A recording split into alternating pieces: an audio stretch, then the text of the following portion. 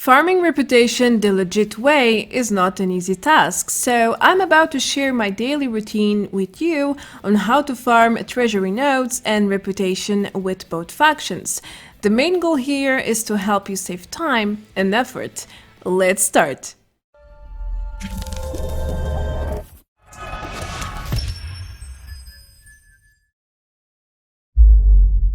Hello everyone! Welcome back to another Fallout 76 video. As you probably know by now, there are dozens of different glitches that can forge your cheating way towards almost anything you want, really. But I refuse to embrace the exploiting path, so here's another legit strategy guide. I have been doing this route for over a week now and it works really well. Basically, I do the faction dailies together with 7 random encounter spawns, the very best, in my opinion, to farm reputation. And of course the riding shotgun event, which gives you 2 treasury nodes every hour, as well as lots of caps, and it holds a lot of value for a quick run. The following route is ideal for those who do not have a lot of time to play every single day, and it can be very useful to anyone who wants to farm reputation the legit way. So let me present you the route through an exclusive map I have created myself. Alright, so my daily routine consists of 13 tasks and 8 of them are limited, which means you can do the latest as many times as you want. The unlimited tasks are marked in the map as light blue, just so you know. The remaining ones in medium blue are capped, which means you can only do it once per day and that's it. This applies to faction dailies and a few MISC quests as well. Now, there are about 30 random encounter spawns for conflict or faction versus faction encounters. However, after testing about 20 of them, I concluded that only a few are consistent enough to be farmed. As such, I have been using only the 7 you can see in light blue across 3 regions: the forest, the toxic valley, and the savage divide. Most of them have at least 50% chance to spawn an encounter with the settlers or the raiders, or even both. Now, the beauty of this route is that by the time you reach the end, you can just start over without server jumping at all, while ignoring the dark blue tasks, of course. Doing the entire route takes about 1 hour and the riding shotgun cooldown is precisely 1 hour. Also, random encounters respawn rather quickly, so you can basically do most of this route without any limitations or server jumping. I tried to come up with a solution for every player. Whether you have 2 hours or 10 hours per day to play, this route can and will work for you, if you give it a try, of course. Anyhow, it's time to go over each point in this route map, so let's move on.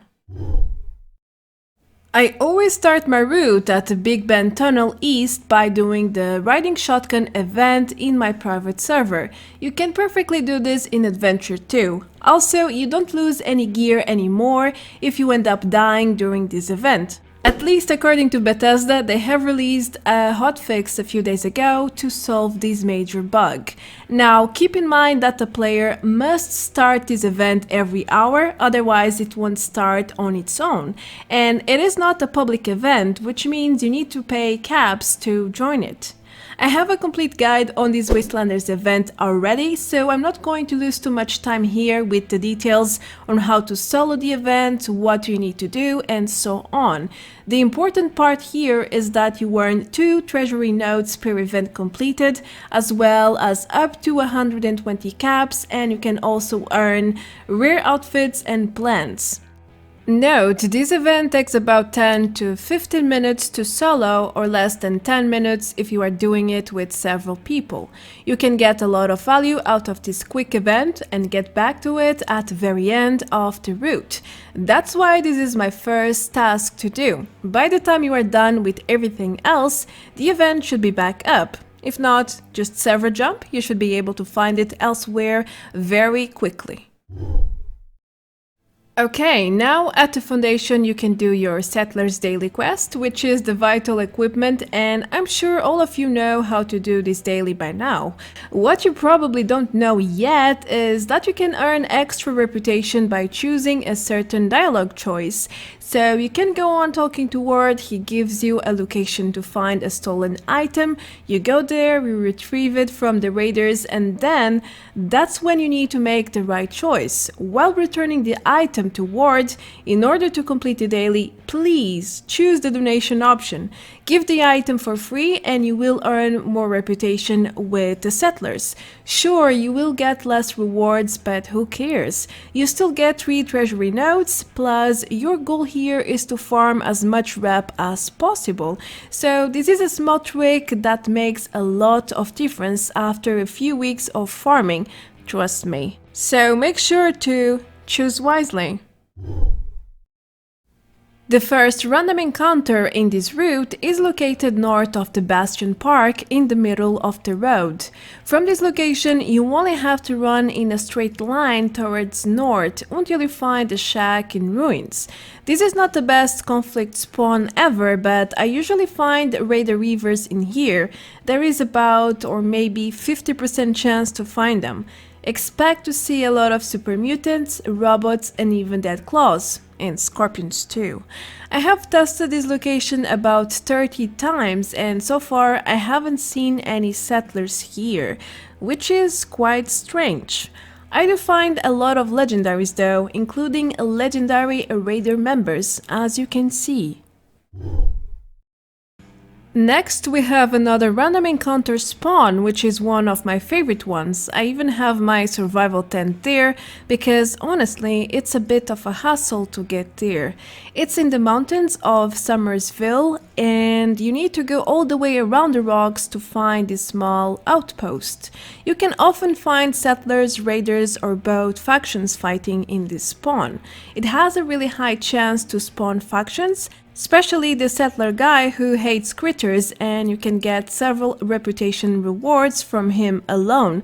Kill one opossum and spam him, then repeat the process. He sometimes gives you rep per opossum killed, depending on the range the others are from him. It doesn't always work, but hey, it's worth a shot. Let's go over another faction daily, the photo opportunity this time, which can be started at the Overseer's home. For this quest, there are 2 essential tricks to max the reputation gain every day.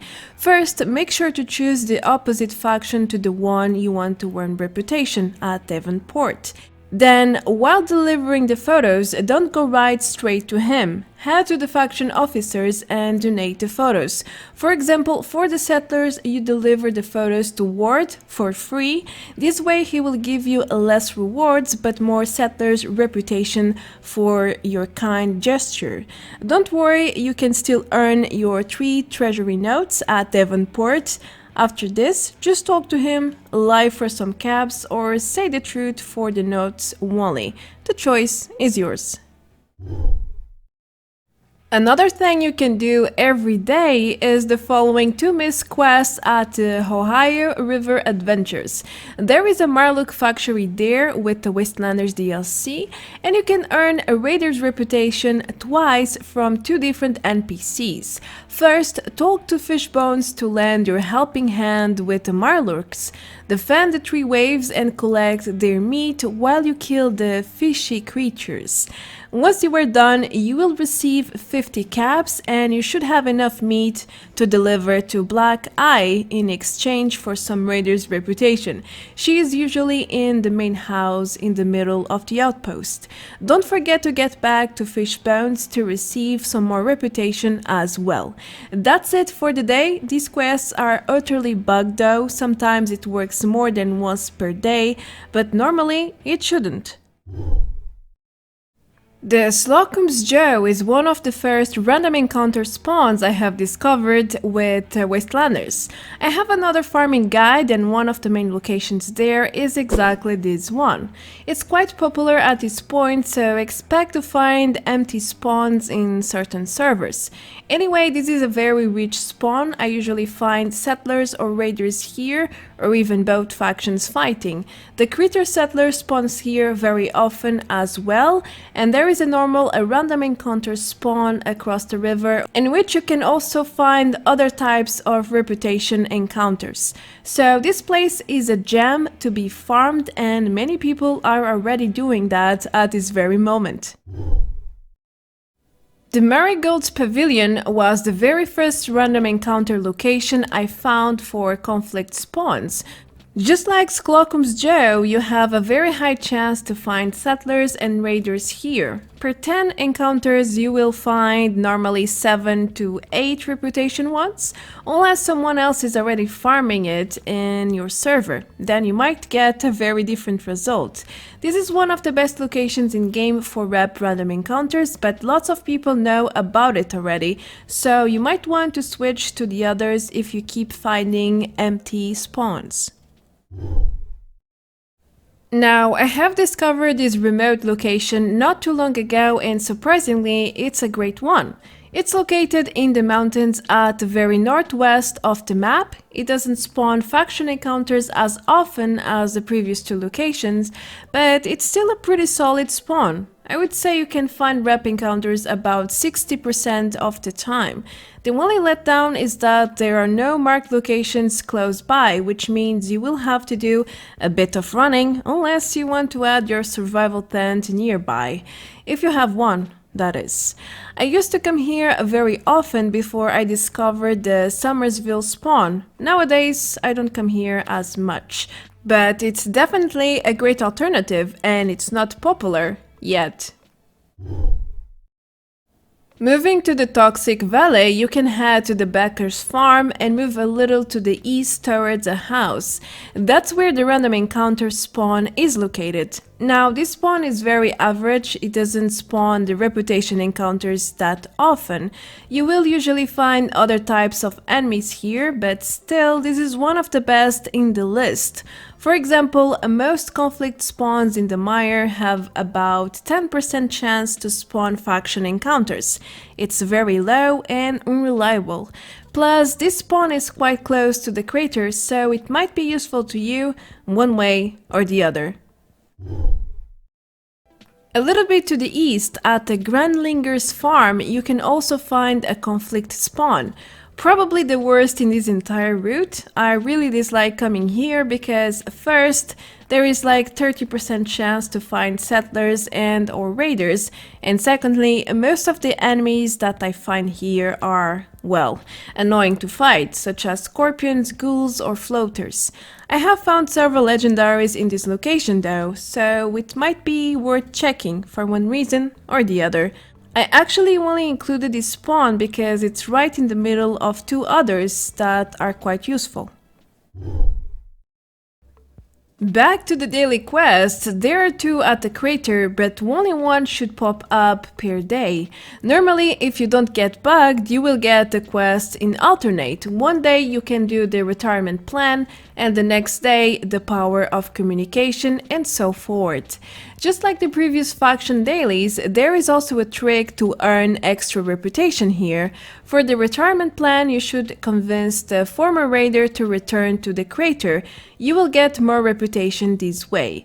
To do this, during the dialogue, make sure to choose I just want to talk first, and then the strength option to convince him to come to the crater. If you don't, then this outcome won't happen. Now, the communication daily is a bit easier. All you have to do is donate the radio tubes to Ren at the communication station, just like you do with Ward and the stolen item. Donating is the key to earn more reputation, always, so remember that, and the choice should be clear to you. If you would like to earn more rewards, then pick the special options. Like in here, I picked the intelligence option, and as you can see, I get way more rewards and caps. Less reputation though. It's all a trade with these dailies. Finally, don't forget about Smiley, the gold bullion trader living at the Wayward Inn. You can earn up to 300 gold per week in exchange for 6,000 caps. I know, it's quite a lot, but it's worth it. He resets every Monday, so make sure to grab your extra gold every week. Also, there is a daily cap for gold bullion, it's 200, so don't forget to exchange 20 treasury notes per day at the gold machine located at the crater and at the foundation. You just choose one and you do the trade. It's no use to have 100 treasury notes when you are not exchanging them for the real currency. Just saying. This is my daily routine to farm reputation with both factions and earn treasury notes at the same time. Of course, I still do other public events if I see them, but normally I like to farm the riding shotgun event for both the treasury notes and the 120 caps. Plus, I can collect all the Blood Eagle weapons and quickly sell them for even more caps at the exit vendor. So far, this strategy has made me a neighbor with both factions, and I have been delivering 20 notes per day without much effort. I hope this route will help you as much as it has helped me until now. Anyway, it's time to wrap the video here. I am Marta Branco, thank you for watching. I hope you found this guide useful. If so, leave a like, comment and subscribe to support me. You can also become a member if you would like to go even further. The links are right below the video. Well, I will see you all very soon in the next one. Until then, stay safe, take care, adios, bye bye!